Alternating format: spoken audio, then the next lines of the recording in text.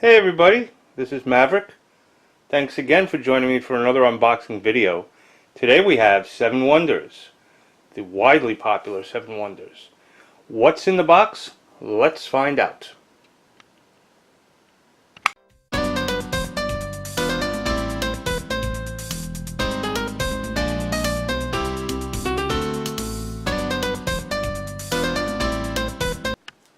So today we'll be unboxing the extremely popular game Seven Wonders. Just a quick side note, the game does say from 2 to 7 players. It used to say 3 to 7, but recently they've added a 2-player variant where one player is a dummy player and both players work off that dummy player's deck, just as a side note. Okay, what do we have here? Also, there's a lot of debate, but it seems to be the general prognosis that this is a gateway game. In my opinion, it's a little more on the heavier side when it comes to gateway games. I guess if you want to classify this as a gateway game, you can, but it would lean towards the heavier side. I mean, there are pros and cons compared to other gateway games. The main con is that there is a fairly large amount of things to learn, and there's drafting, card drafting, and playing of cards, and military and science and guilds. And otherwise, once it's learned, it's fairly easy. So here we have a quick rules card. Gives you the outline of every card and what the different symbols mean.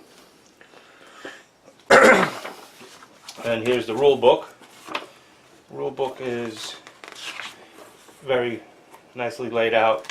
I've had a chance to take a look at it before opening this box, and it does walk you through what everything is fairly well. And of course, the meat of the game are the cards themselves. Let me just open up a pack here. This is the Third Age, and cards are very nice and shiny. You probably want to sleeve these as soon as you got them. They're not quite as sturdy as some of the other games with the woven fabric and the cards. This is just smooth and glossy, and they're fairly thin, but the artwork is tremendous. Excellent artwork. So you may want to sleeve these right away. So you have the different decks from the different ages: first age, second age, third age. Let me get a little.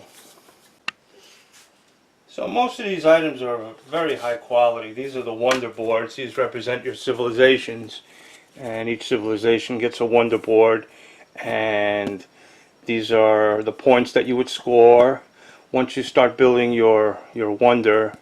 This particular one has 3 stages of building. If you finish the first stage, which looks like you need 2 lumber to complete the first stage and score yourself 3 points, then the second stage you would get 1 resource for free, once per age, I believe. And then if you complete the last step, you'd get an additional 7 points. So each one of these has different criteria for building your wonder.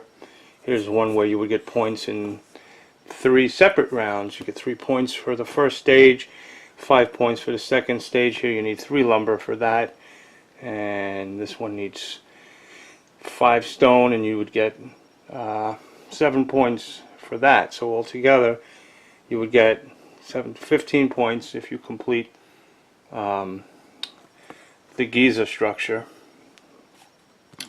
Here we have the pyramids, and there's how many do we have here? 1, 2, 3. We have Rhodos 4, Ephesus 5, Alexandria 6, and hard to pronounce this one, Halicarnassus, and that's 7, and they all have a B-side. And these are very high quality. You can feel the heaviness of them. The cards themselves leave a bit to be desired. They are a bit thin. You certainly would want to sleeve these immediately. This is certainly not the kind of cards I would leave unsleeved for a long amount of time. This is some of the examples of the Third Age. By then we have siege workshops and lodges and studies, and each card has a series of icons.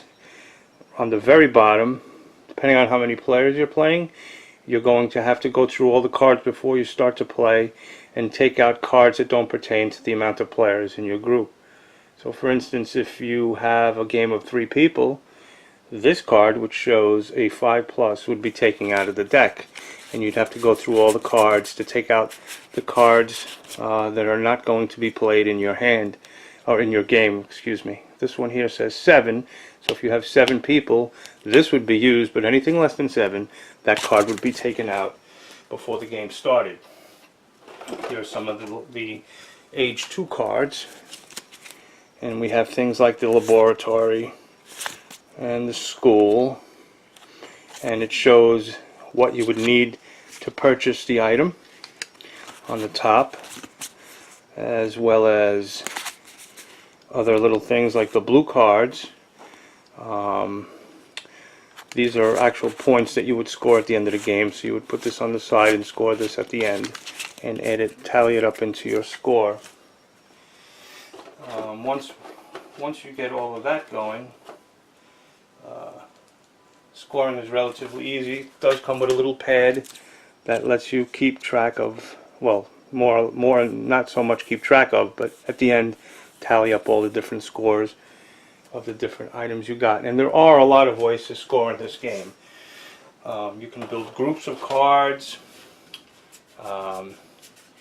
You can win militarily, although you don't have to necessarily build up a military in order to win. That's another way you can win. There are many ways to score points in this game, which is why I think it does make a good gateway game. It's not too hard to learn, but at the same time it won't be too frustrating either, because there are a lot of ways to score. So if someone new doesn't understand one concept, they'll get another concept in the game. And people love to build. You're building a civilization. You're building up your military or your city or your wonder, and who doesn't like that? Here you have different coins that are used in the game. These are your money denominations. These are the score tokens. At the end of every age, everyone has a showdown of their military, and depending on who has the strongest military, you get a point total based on the round that you're in. I believe in the first round, or the first age, you would get 1 military point for every one of your opponents that you are ahead of, and in turn they would get 1 negative coin. This is a negative coin. In the second round you would get 3 points, and in the last round you would get 5. And these coins are heavy, very good stock. And here are some more of the sheets that you'll be punching out when you get your game. As I said earlier, these coins or these tokens are very good quality, very, very heavy quality. The only thing, once more, I would want to do is to sleeve these cards immediately, because it looks like they will be, especially if you'll be playing this game quite often, it looks like they will chip easily. So that's what you got. That's what comes with Seven Wonders. Not a whole lot in the box, but as I said earlier, it is a great game to play. Oh, and if I haven't mentioned it already, it's for 2 to 7, but really at the heart of things, this was a 3 to 7 player game initially. They then changed it to 2 to 7 by adding an official rule on adding a dummy player which would be a third player that the two other human players would play on in turn against the dummy player, which is nobody. So that is a new rule. So it's good with 2 players, but it certainly is a lot better with 3 or more. Well, that's 7 Wonders. If you have any questions or comments, please feel free to leave them. And once again, thank you for joining me, and have a great game playing day.